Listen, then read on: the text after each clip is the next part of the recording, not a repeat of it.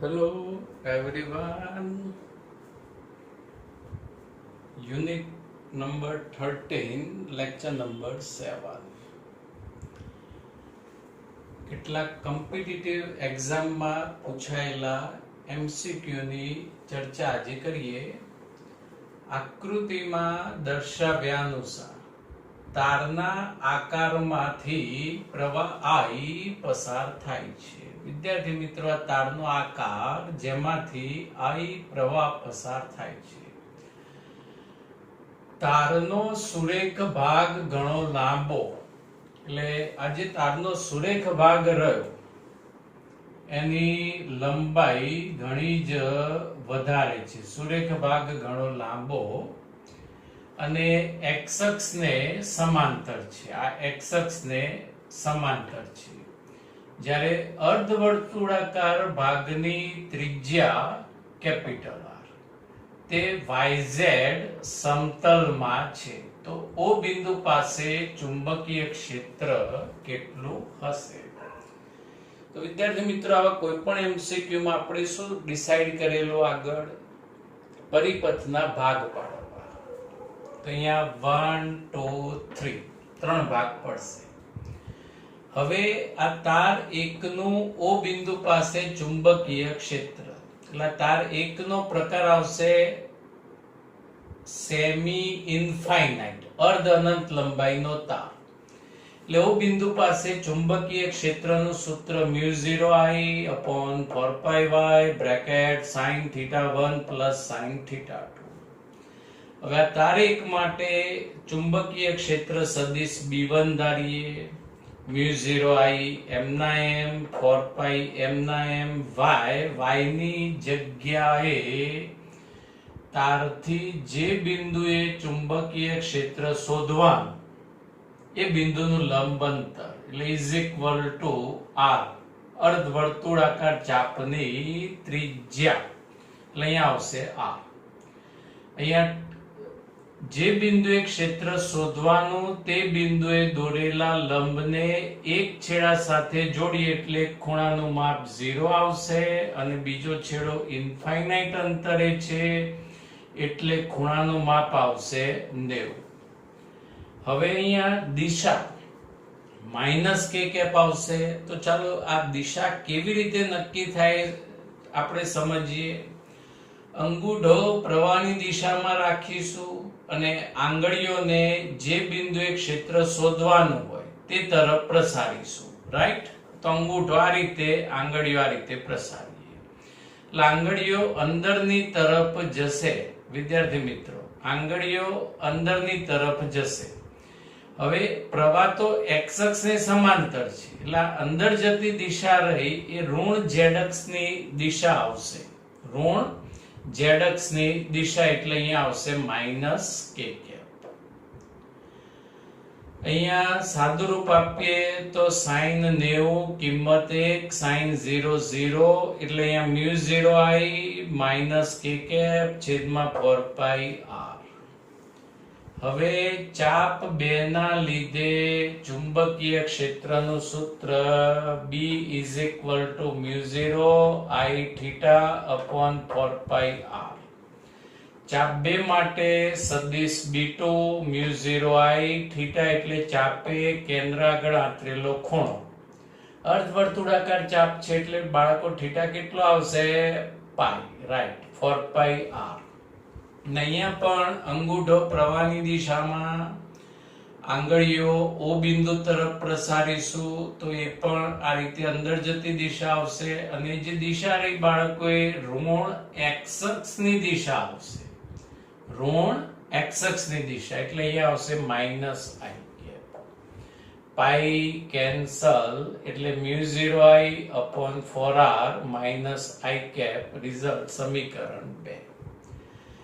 તાર 3 ના લીધે ચુંબકીય ક્ષેત્ર સેમી ઇનફાઇનાઇટ તાર, સેમી ઇનફાઇનાઇટ અર્ધ અનંત લંબાઈનો તાર B μ0I/4πy bracket sin θ1 + sin θ2. સદિશ સ્વરૂપ સદિશ B3, y ની જગ્યાએ R, એક ખૂણો 90, એક ખૂણો 0. અને અહીંયા પણ O બિંદુ પાસે ચુંબકીય ક્ષેત્ર અંદર જતી દિશામાં એટલે માઇનસ કે કેપ આવશે, કેમ કે બાળકો પ્રવાહ તો x અક્ષને સમાંતર છે, એટલે ચુંબકીય ક્ષેત્ર અને લંબ રૂપે અંદર જતી દિશા એટલે ઋણ z અક્ષની જ દિશા આવે એટલે માઇનસ કે કેપ.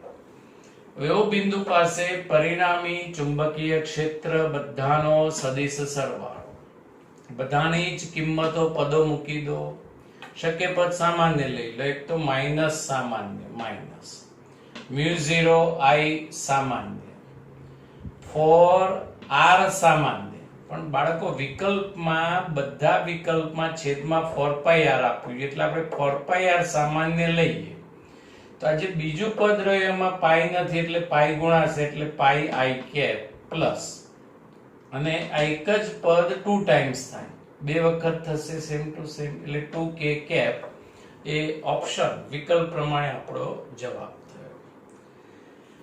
નેક્સ્ટ MCQ, એક પ્રોટોન અને એક આલ્ફા કણ સમાન ચુંબકીય ક્ષેત્ર B માં લંબ રૂપે ગતિ કરતા પ્રવેશ કરે છે. બે કણ ચુંબકીય ક્ષેત્રમાં લંબ રૂપે દાખલ થાય, ગતિપથ કયો બનશે? વર્તુળાકાર.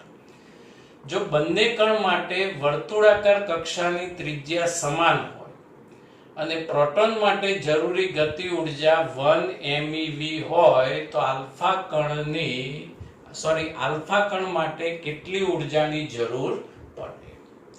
તો વિદ્યાર્થી મિત્રો, કોઈ પણ એક્ઝામ્પલ કે MCQ હોય કે જેમાં વિદ્યુત ભારિત કણો ચુંબકીય ક્ષેત્રમાં લંબ રૂપે દાખલ થતા હોય તો આપણે સાયક્લોટ્રોનના સિદ્ધાંતવાળી થિયરી જ અહીંયા એપ્લાય કરવી પડે. તો વર્તુળાકાર પથની ત્રિજ્યાના સૂત્ર આપણે શક્ય સૂત્ર જોયેલા, પહેલું સૂત્ર mv/qb, અને જો કદાચ સૂત્ર યાદ ના આવે તો કેન્દ્રગામી બળ બરાબર ચુંબકીય બળ, એના મદદથી તમે r નું સૂત્ર આ રીતે તૈયાર કરી શકો. અહીંયા p/qb, p વેગમાનની જગ્યાએ √2mk/qb, પછી હજુ એક k ની જગ્યાએ લખી શકાય qb, પણ હાલ એ જરૂરી નથી.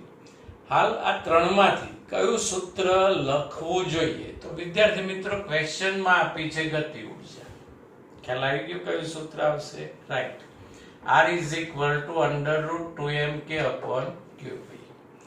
હવે ક્વેશ્ચન ની અંદર બંને કણોની ત્રિજ્યા સમાન કહી છે એટલે r આલ્ફા કણ r પ્રોટોન. r આલ્ફા કણની જગ્યાએ √2m(k)(α)q(α)b. ચુંબકીય ક્ષેત્ર બે કણ માટે સરખું એટલે એમાં પૂર્વક લગાવવાની જરૂર નથી.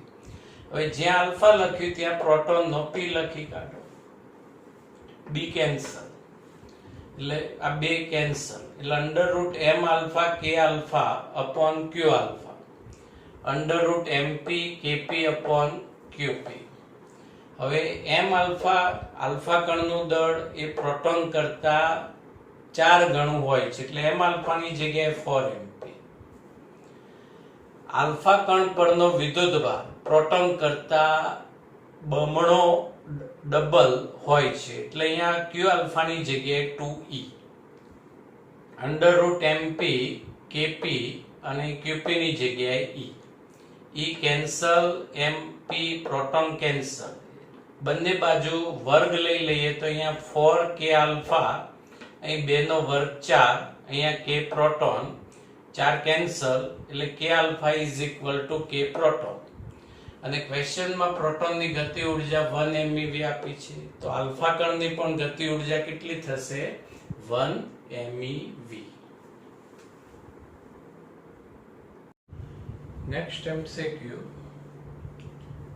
એક ચોરસ લૂપ ABCD માંથી I પ્રવાહ પસાર થાય છે અને આકૃતિમાં દર્શાવ્યા મુજબ રેખીય વાહકતા XY ની નજીક મૂકેલ છે.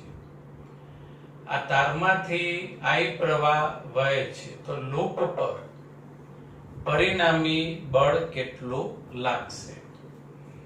વિદ્યાર્થી મિત્રો, આજે તારમાંથી I પ્રવાહ વહે એટલે એ ચુંબકીય ક્ષેત્ર ઉત્પન્ન કરશે અને એના ચુંબકીય ક્ષેત્રમાં I વિદ્યુત પ્રવાહ ધારિત AB તાર, BC તાર, CD અને DA તાર આવશે. એટલે ચારે ચાર તાર પર લાગતું ચુંબકીય બળ આપણે શોધવાનું. હવે તાર પર લાગતા ચુંબકીય બળનું સૂત્ર કયું? તો સદિશ F is equal to I સદિશ L ક્રોસ સદિશ B, એટલે કે bill sine theta. Bill sine theta. હવે આ જે BC તાર એના દરેક બિંદુનું અહીંથી અંતર સરખું આવશે અને એ જ રીતે AD તારનું પણ XY તારથી અંતર સરખું. એટલે આ BC તાર અને AD તાર પર જે ચુંબકીય બળ લાગશે એના મૂલ્ય સરખા, દિશા પરસ્પર વિરુદ્ધ, એટલે પરિણામી બળ શૂન્ય. એટલે કે BC અને AD તાર ગણતરીમાં લેવાના રહેશે નહીં. હવે AB તાર, હવે AB તારનું XY થી અંતર L/2 આ રીતે ભૂમિતિ આપી અને CD તાર એનું XY થી અંતર L plus L/2 એટલે 3L/2. અંતર અલગ અલગ છે એટલે B ના મૂલ્ય ડિફરન્સ અલગ અલગ મળશે. એટલે પરિણામી બળ આ બંને તાર માટે વ્યાખ્યાયિત થશે. હવે બળની દિશા નક્કી કરીએ તો AB તારમાં પ્રવાહ ની દિશા અને XY માં પ્રવાહની દિશા એક જ છે. એટલે બંને તાર વચ્ચે આકર્ષી બળ લાગશે, રાઈટ? હવે CD તાર અને XY બંનેમાં પ્રવાહની દિશા પરસ્પર વિરુદ્ધ છે. એટલે કયું બળ લાગશે? અપાકર્ષી બળ. એટલે કે લૂપ પર લાગતા બંને બળોની દિશા પરસ્પર વિરુદ્ધ છે. એટલે પરિણામી બળ is equal to FAB minus FCD, મૂલ્યની બાદબાકી. હવે બંને તાર પર લાગતા ચુંબકીય બળનું મૂલ્ય બિલ સાઇન થીટા. થીટા 90 આવશે એટલે અહીંયા બિલ એટલે B1.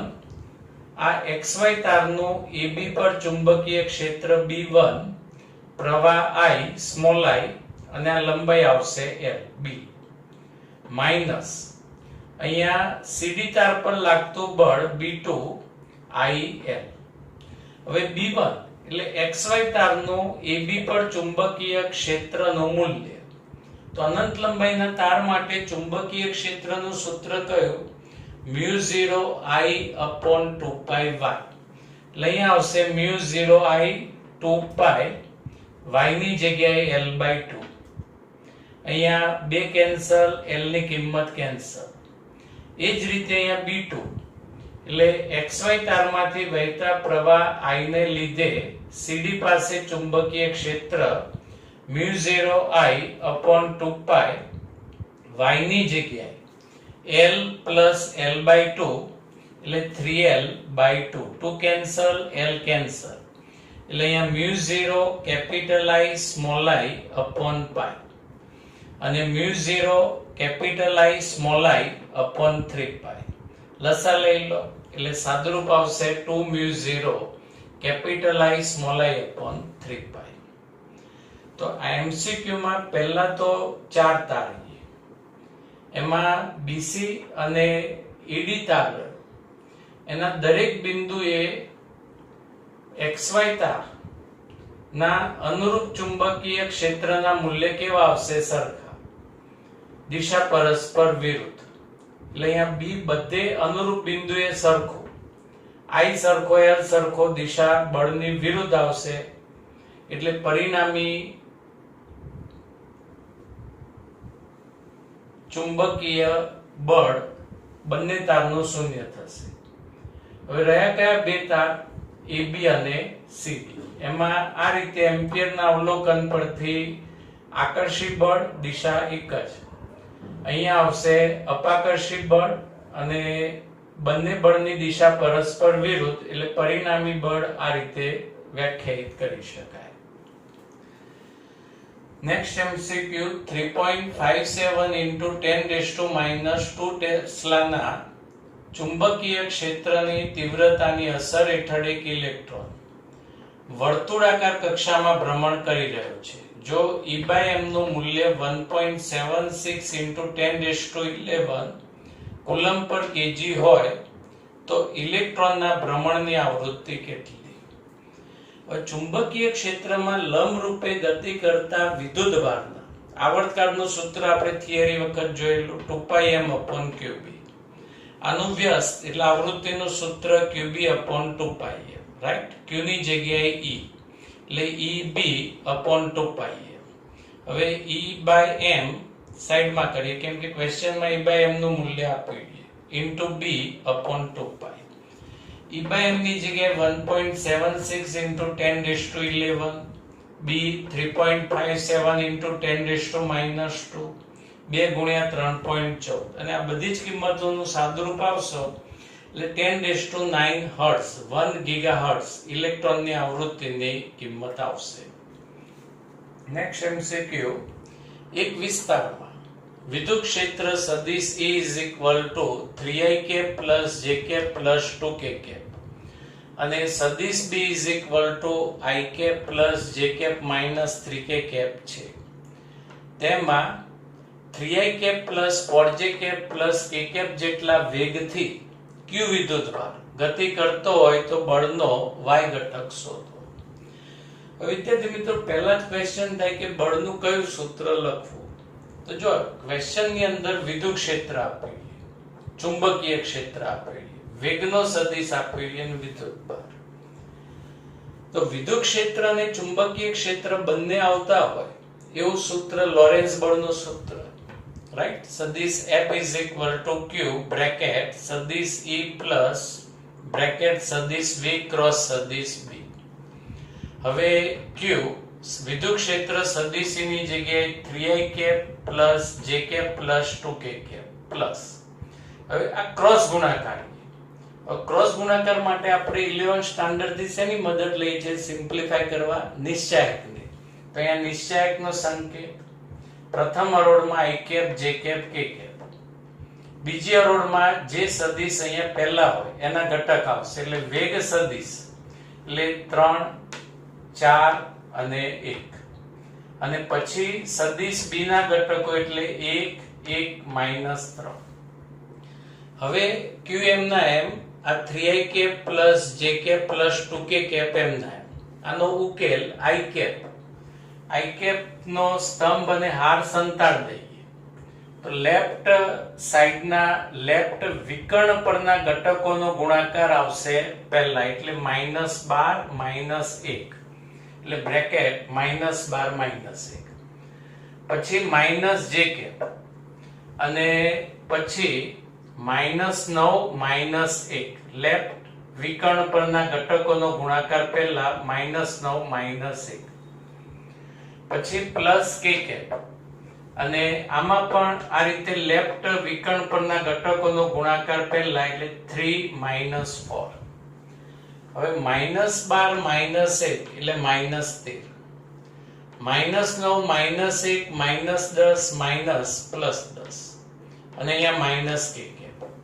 હવે આ બધા જ 3ik -13ik -10ik plus jk plus 10jk plus 11jk 2k minus k plus k. હવે ક્વેશ્ચન શું છે? બળનો y ઘટક કેટલો?